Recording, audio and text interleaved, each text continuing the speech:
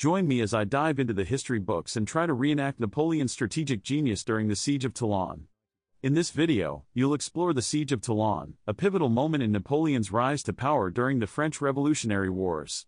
Toulon was a strategic port city in southern France, and in 1793, it was occupied by the British and Spanish forces.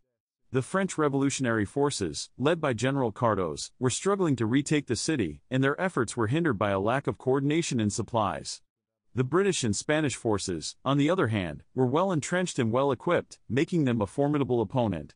One of the major challenges faced by the French forces was the fact that the British and Spanish had control over the sea, which made it difficult for the French to receive reinforcements and supplies.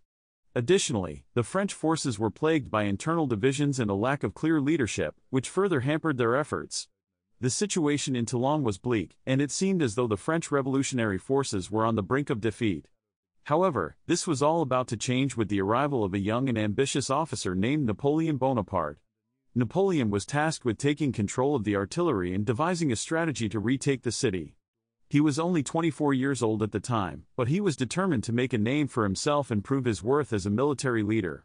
The fate of Toulon hung in the balance, and Napoleon was about to make his mark on history. Napoleon quickly realized that the key to taking Toulon lay in the effective use of artillery. He spent hours studying the layout of the city and the enemy's defenses, and he developed a plan to deploy his artillery in a way that would maximize its impact. Napoleon's strategy was to target the British and Spanish ships in the harbor, which would weaken their grip on the city and allow the French forces to launch a ground assault. However, this was easier said than done, as the British and Spanish had fortified their positions and were well equipped to repel an attack. Napoleon knew that he had to think outside the box and come up with an innovative solution to outmaneuver the enemy. He decided to position his artillery on a hill overlooking the harbor, which would give him a clear shot at the enemy ships.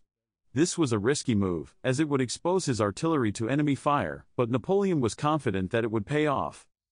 Napoleon's leadership skills and tactical genius were put to the test as he directed his artillery to bombard the enemy ships.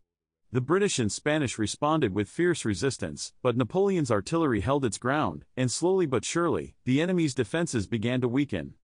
The French forces, emboldened by Napoleon's leadership, launched a series of ground assaults that eventually broke through the enemy's lines. As the enemy ships retreated, Napoleon's artillery continued to pound them, further weakening their hold on the city.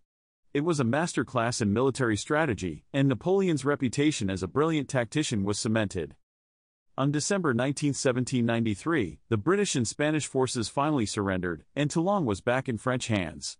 Napoleon's innovative tactics and leadership had turned the tide of the conflict, and he was hailed as a hero by the French revolutionary forces. The Siege of Toulon was a turning point in Napoleon's military career, and it paved the way for his future conquests across Europe. He had proven himself as a brilliant military strategist, and the world was about to take notice.